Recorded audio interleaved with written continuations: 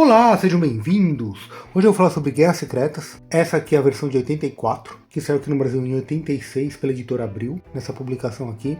Vou falar de todas as publicações que teve dessa história, também dos bonequinhos, eu só tenho esse aqui, e também do álbum de figurinhas. Mas, antes de tudo isso, deixa eu me apresentar. Eu sou Márcio Batista, do UOL Cultura, e toda semana eu falo sobre algum quadrinho. O quadrinho da semana vai ser Secret Wars, essa é a versão de 84, e todas as versões que teve aqui no Brasil. E tem muita gente que fala que essa história aqui ela não é tão boa, falam que foi só pra vender boneco e tal, e eu discordo um pouco, eu acho essa versão bem interessante. É lógico que teve a do 2015, que o pessoal cultua bastante, do Hickman, né, e realmente essa do Hickman é muito boa, inclusive com as capas variantes, né, mas eu quero me focar nessa aqui porque ela foi tão importante pra Marvel e também pra DC, porque ela mudou os rumos dessas duas editoras, isso aqui é incrível.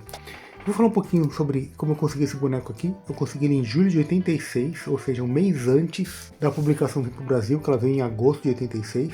E esse aqui não é um bonequinho nacional, é um bonequinho francês. Mas que eu falo mais pra frente. Então, vou começar pelo álbum. Isso aqui era muito legal. Vinha nas revistas, cada história, tá vendo que tá cortado aqui, ó? Ela vinha com uma parte a mais da capa, que eram essas figurinhas. E o que acontece? As figurinhas a gente colava só num pedacinho aqui, tá vendo? Que ela tá solta. Por quê? Aqui embaixo, ó, conta o nome da identidade secreta do herói, o peso, a altura, a força dele, isso com todo mundo. Aí tem até as figurinhas aqui duplas, né? Aí conta a história de cada um dos personagens, inclusive dos vilões. Então, cara, isso aqui era muito bacana, assim, né? Pelo menos pra época, isso aqui foi bem revolucionário. A Abril, ela publicou em 12 edições, tá vendo? As primeiras tinham isso, que a gente cortava. E foi nessa série que veio o uniforme novo do Homem-Aranha, né? O uniforme negro. Isso aqui foi bem interessante, por quê? O que acontece? Tinha as revistas da época, né? Que eram mensais, do Capitão América, do Thor, dos Vingadores e tal. Por causa dessa edição aqui, as revistas mostravam os heróis entrando numa fortaleza e sumindo, só que na outra edição mostrava eles voltando da fortaleza. Então voltavam modificados, por exemplo, o Quarteto Fantástico voltou sem o Coisa, voltou com o Mulher Hulk. O Homem-Aranha voltou com o uniforme negro. Aí o pessoal pensava assim, poxa, como aconteceu isso? Existia uma cronologia paralela. Então, no que se passou apenas um mês na cronologia dos heróis, para os leitores passou um ano para a gente saber o que está acontecendo e tal. Isso foi tão impactante, foi uma das maiores vendas de quadrinhos da Marvel na época, e de bonecos superou as expectativas, tanto que a DC deve ter ficado puta da vida, porque a Mattel, que fez esses bonecos aqui, ela primeiramente foi pra DC, porque a DC realmente era maior, e os personagens eram mais conhecidos, Super-Homem, a Maravilha e tal. E como a DC negou, ela foi até a Marvel. Então, esta revista aqui, realmente o pessoal fala assim, isso aqui foi para vender boneco. Sim, foi para vender boneco. Mas se a gente pegar as outras obras na época que eram para vender bonecos, como, sei lá, He-Man ou Thundercats, embora fossem desenhos animados, eram séries para vender bonecos, porque você conhecia os personagens e vendia os bonecos. Se a gente pensar nessas três, Secret Wars, He-Man, Thundercats, essa aqui que tinha um apelo mais violento, embora o He-Man e o Thundercats usassem espadas, né? Não tinha a violência que tinha aqui. E a violência daqui é bem contida. Por quê? Porque isso aqui foi feito para idade de 12 anos. Então tem uma censura de idade aqui, de 12 anos. Eu lembro que quando saiu, eu fiquei até meio impressionado, porque tinha muita luta interessante. Só que eu falei assim, poxa, eles estão no mundo, eu falei com meu irmão, eu falei assim, poxa, eles estão num mundo diferente, num mundo só para isso, só para luta, e ninguém morre. O Wolverine vai sair atacando todo mundo e ninguém morre. Tem um momento que ele vai brigar com os vilões, ele corta o braço do Homem Absorvente, que ele tá tipo em metal, só que depois ele consegue colocar o braço de volta. Eu falei assim, poxa, não tem muito dano, né? Eu lembro que meu irmão, na época, ele falou pra mim, mas não pode ter muito dano, porque eles estão querendo vender os bonecos, né?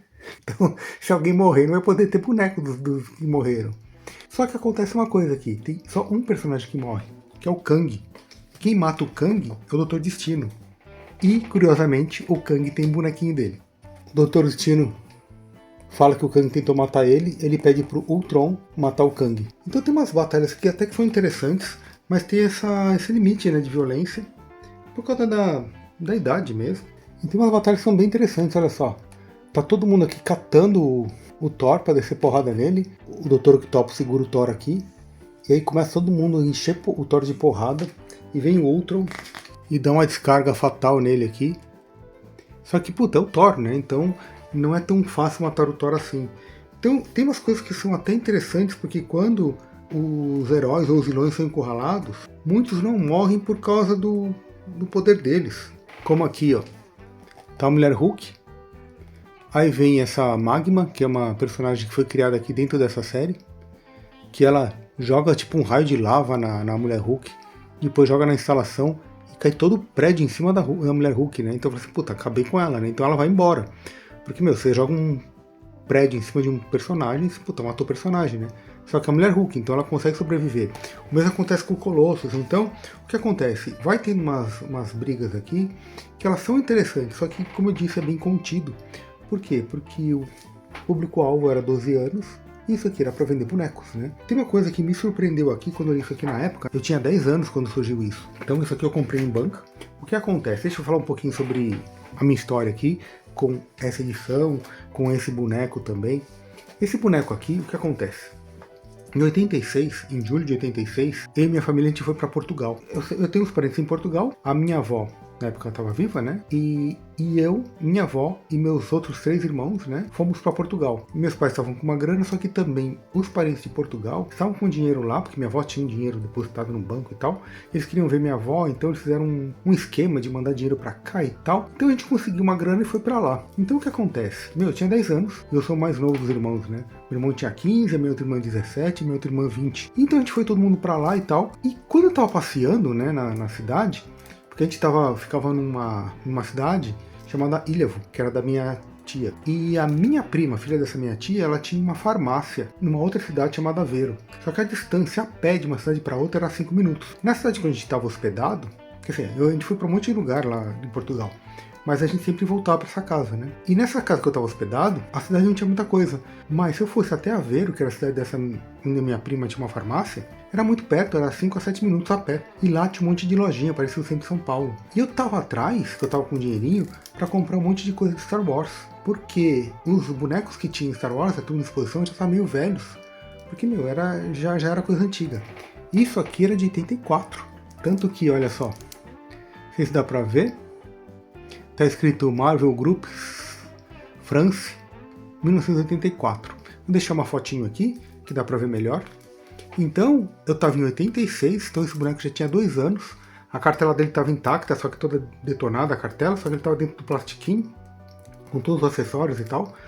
E, poxa, então eu comprei isso aqui bem baratinho, pro valor da época, assim, né? Então, eu lembro que isso aqui custou mesmo que um picolé que eu comprava. Então, cara, absurdo, né? Hoje eu só tenho isso aqui, né? Só sem as garras, sem o escudo que veio. Na verdade, isso aqui eu até dei pro meu irmão, muito tempo atrás. Fui pegar com ele só pra fazer o vídeo aqui. E olha só, no mesmo ano que quando eu voltei aqui pro Brasil, né, pra São Paulo, ficava brincando com o meu cachorro, né, e tal, e Arminha e tal. E aí ele catou o Wolverine aqui, saiu correndo pra casinha dele. Então o meu Wolverine tá cheio de marcas de, não sei se dá pra ver, que tá rachado aqui, que será a cabeça, né. Tem uma parte do braço dele que tá sem os músculos, tá vendo? E aqui tem um furo, tá vendo?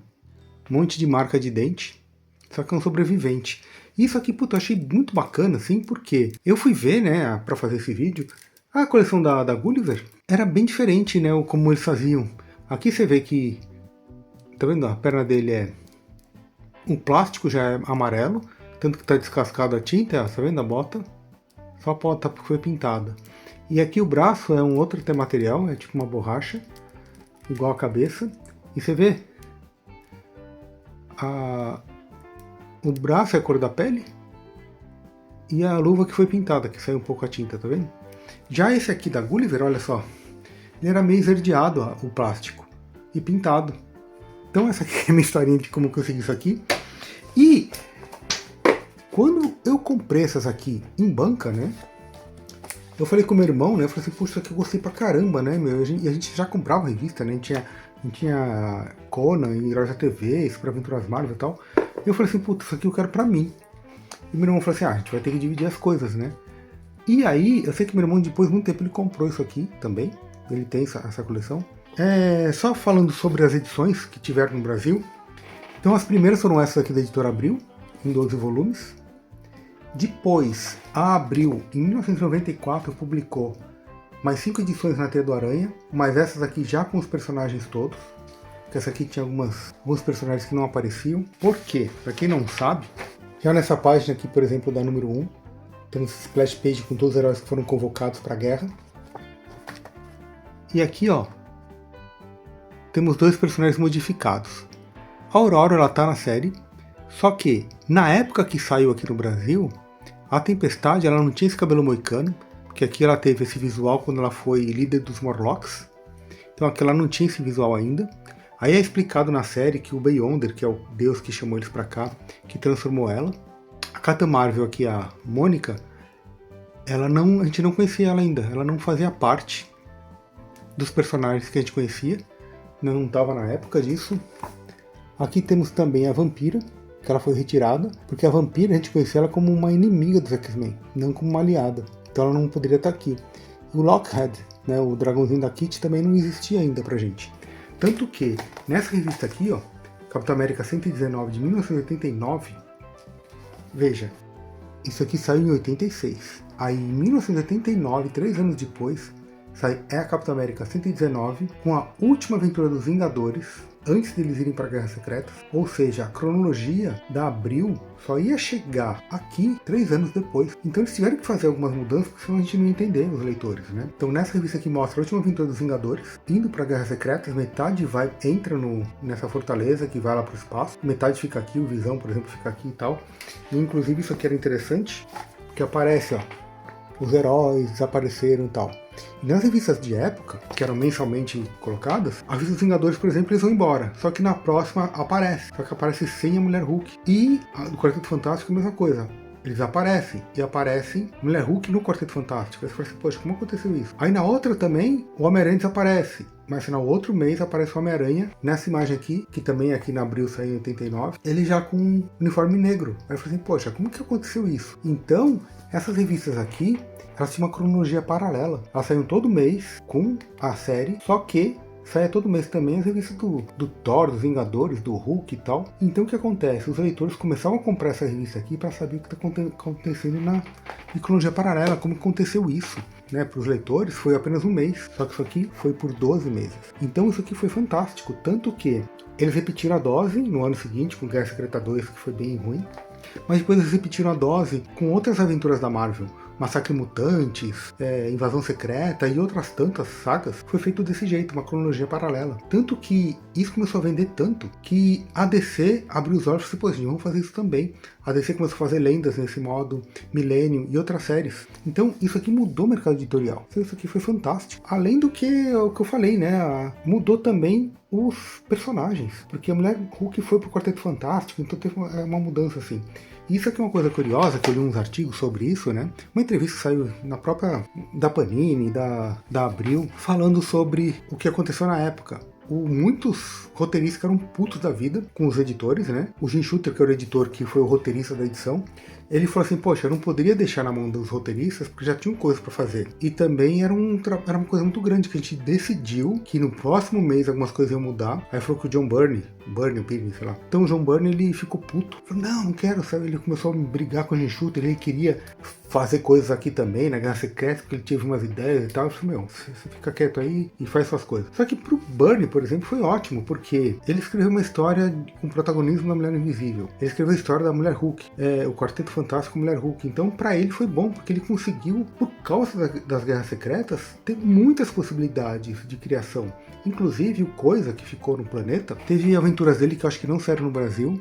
Ele com um patrulheiro galáctico, né? Porque ele ficou lá no planeta, ele não veio embora, que é como eu disse, a Mulher Hulk veio no lugar dele, e fez outras aventuras lá, então ampliou o escopo dos roteiristas, né? De publicações, e começou a vender pra caramba. Então isso aqui foi ótimo pra Marvel. E, como eu falei, saiu muitas vezes, né? Aí saiu, como eu disse, na Teia do Aranha, em 94. A Panini, em 2008, publicou nessa aqui, que é um encadernado, com capa molinha, é tipo um coucher. Essa aqui eu tinha, mas quando eu comprei a da Salvat, eu dei essa outra pro meu irmão, né? A da Salvat primeiro que eu comprei foi essa. Essa aqui eu comprei numa banca da Avenida Paulista, e custou acho que uns 20 reais. E eu não achava número 1 de jeito nenhum. A número 1 pela internet, acho que o mais barato que eu encontrei na época foi 120 reais. Eu falei assim, puta, eu não vou pagar 120 reais por uma edição, né? E aí, como eu falei que eu faço teatro, né? Eu tava viajando com um amigo, a gente foi pra Goiás, porque ele ia fazer a apresentação no Sesc de Goiás. Goiás e tal, e eu fui fazer a luz e o som da peça dele. Então a gente ficou alguns dias lá, e eu fui num sebo de Goiás e encontrei essa aqui. Eu paguei 15 reais. Olha que loucura. Então, cara, é isso que eu digo, né? Você tem que também sair buscando também nos lugares e ter a sorte de encontrar. Porque tem muita gente que cobra muito caro essas coisas, né? E como eu disse, saiu muitas vezes, né? Então a Panini lançou primeiramente essa. Depois, em 2016, ela lançou 2 séries. Na coleção histórica Marvel, foi nessa aqui, ela lançou em 4 edições, com uma capa de cartão mais molinha. E depois, ela lançou também capa dura, com essa capa da Alex Ross, foi em 2016 também, que aí foi tipo um ônibus com tudo, e também com roteiro, com uns extras bacanas. E depois, em 2024, ela lançou na Marvel Essenciais também em capa dura, com a mesma capa, né, da Alex Ross. E provavelmente vai ser relançado de novo, porque tá vindo, né, o filme do Vingadores com o Doutor Destino, e o próximo é Vingadores e Guerras Secretas. Provavelmente a Panini vai relançar isso aqui, né? Mas eu acho que como tem tanta publicação, não vai ser tão difícil encontrar, né? O problema é que esses ônibus, né, que já são uma coisa mais cara. Mas eu acho que esta aqui, você encontrar em sebo vai ser mais fácil do que encontrar esta aqui por um preço bacana. Se bem que essa aqui tem esses problemas, né? Que além de ser formatinho, tem as exclusões dos heróis. Olha só, tá vendo? A vampira tava do lado do Magneto aqui, cadê ela? O dragãozinho também não tá. E aqui, ó, tava a Tempestade e a Capitã Marvel, tá vendo? A Mônica Rambeau não tá aqui. Então é isso que o Abril fez, ela tipo tirou esses personagens. Bem, isso aqui provavelmente você sabia, né? Mas o que você achou sobre tudo isso aqui? Comenta. Eu achava muito boa Guerras Secretas, eu ainda acho. Eu acho que é uma história bem legal. Que o pessoal compara, né, com a de 2015 do Hickman, que essa aqui já tem uma outra pegada, ela é bem mais séria, mas pensando sobre o que falam sobre essa edição aqui, eu penso assim, poxa, isso aqui era de 84, né, então você tinha que dar uma certa desculpa para alguma coisa mais inocente, né, desses quadrinhos, que apesar de ser uma guerra, que eles saíram no mundo, ninguém morreu. Só que se a gente pensar, em 2017 saiu essa revista do Hulk, Hulk contra o Mundo, que ele tá pistola, querendo vingança, e ele não mata ninguém. Meu, o Hulk ele detonou todos os heróis da Marvel, mas também teve uma censura editorial aí, não foi nem por idade, porque imagina se o Hulk mata todo mundo. Então a história, ela cai no...